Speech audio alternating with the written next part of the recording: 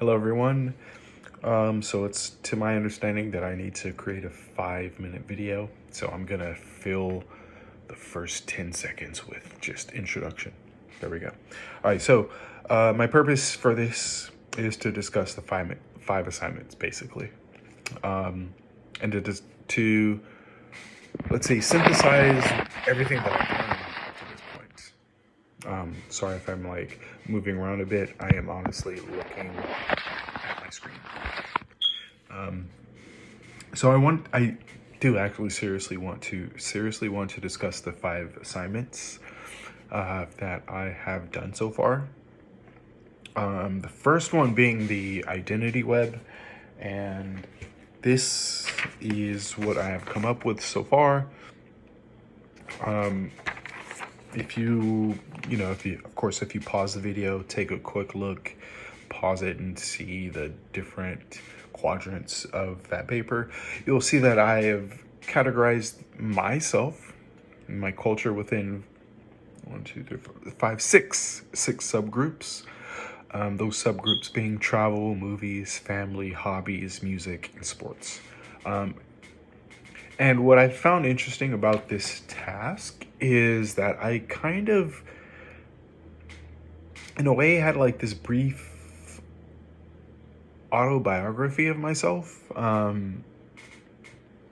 in that I was able to dissect the various events in my life using these 6 subgroups: travel, movies, family, hobbies, music, and sports.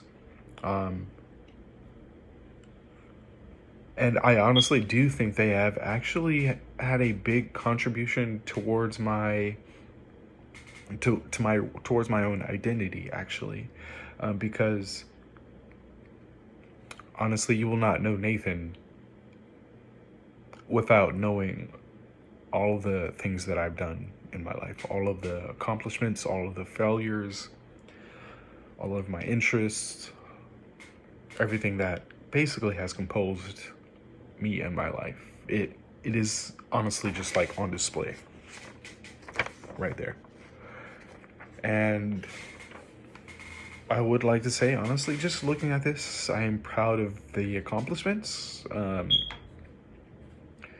And when it comes to the cultural iceberg, there are some certain things that are hidden. I do not have a copy of my cultural iceberg.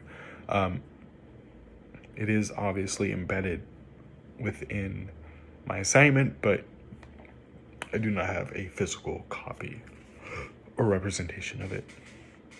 And that is that's what leads me to my next subtopic, the cultural iceberg. I did find this was one of my favorites, and I will admit that I couldn't help myself but to use some of my strengths for this, because I love poetry. So I embedded. I'm not gonna repeat myself, but I included a poem within that iceberg, pictographically. And it's one of my favorite things to do. It's just something that I find challenging, but also just very rewarding, because the final product is always me thinking to myself, this is somewhat of a challenge, and I love challenges. So there goes, a part of my culture. I love a challenge. I love exploring different parts of myself. I love where I come from. I love everything about me. I do have to say that. Maybe not everything, but for the most part, I love where I came from. The next topic has to do with stereotypes. And quite honestly, what do I have to say about stereotypes? There's a lot to say about stereotypes, and maybe this might be my most brief aspect of this video. But of course, everyone has their own bias. everyone has their own everyone has some kind of stereotype towards some particular group, I think. And I did not realize this until I took that test, the hidden bias test, which I'm going to briefly examine, because I think these stereotypes and these hidden biases have some correlation between each other, in that the stereotypes are a contribution to our biases. And what do I have to say about this? So I took the test, and this states that my responses suggested I had a moderate automatic preference for light-skinned Hispanic people over dark-skinned Hispanic people. And if I were to just summarize this, is like I had a preference towards light-skinned versus dark-skinned.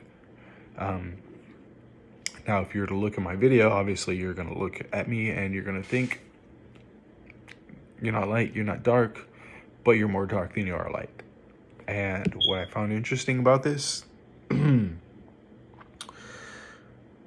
is that when I look back in my history, I grew up on the east side of Bakersfield, California.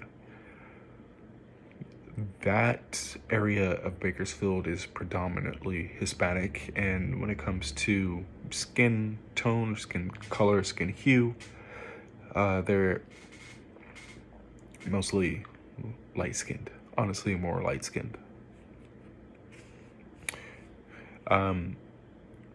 And I found that interesting because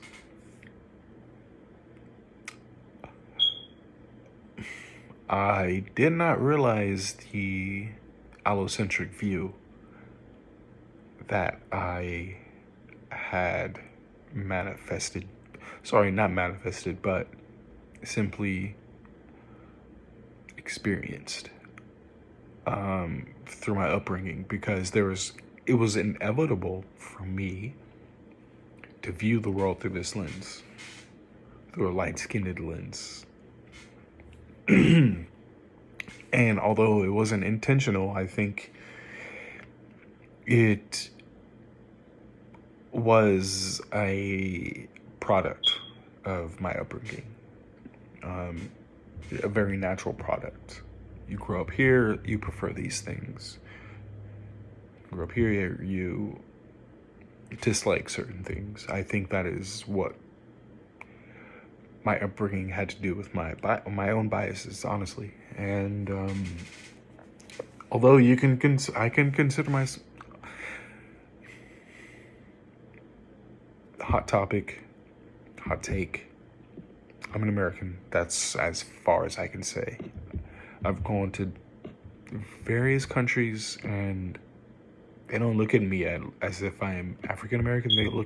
They for some strange reason, the way I carry myself, the way I look, the way I dress, the music I listen to, the way I speak, my intonation, my knowledge, that has to do with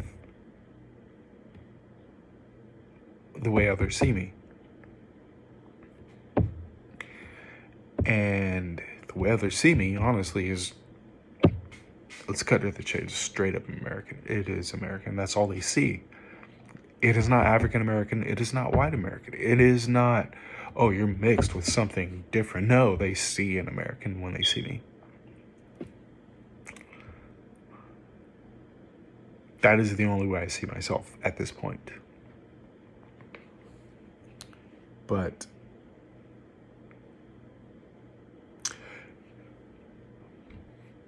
to look at myself as sort of isolationist, no, I can't do that. To say that I don't see skin color, because I do see skin color. Of course, everyone does. But do I see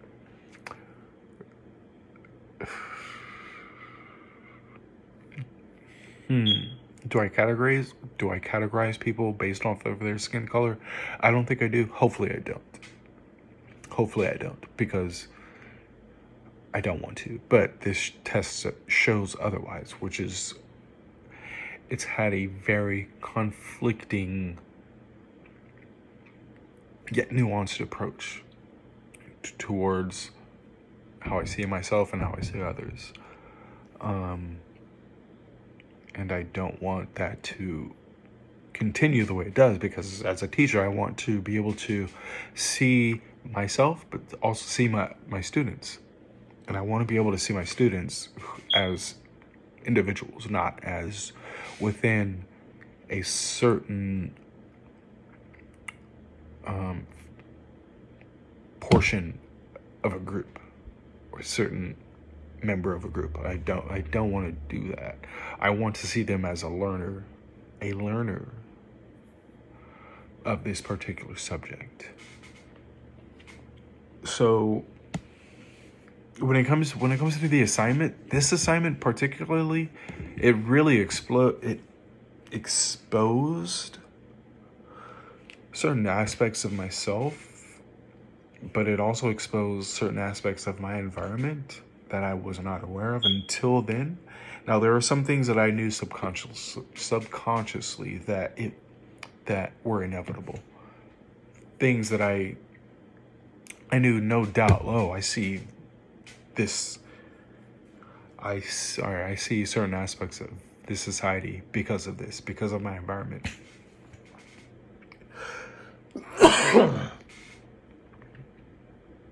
Therefore, I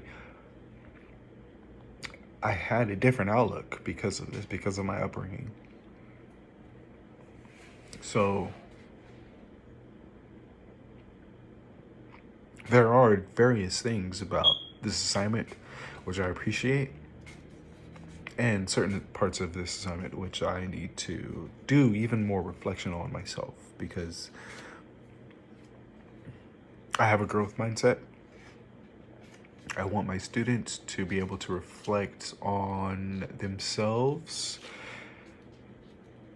introspectively, and I think it's important to understand where you come from, and that is something that I appreciate about this assignment. I didn't think I was going to go to 12 and a half minutes, but I did. Hopefully there's something you've gained from this, and until now, I shall bid adieu.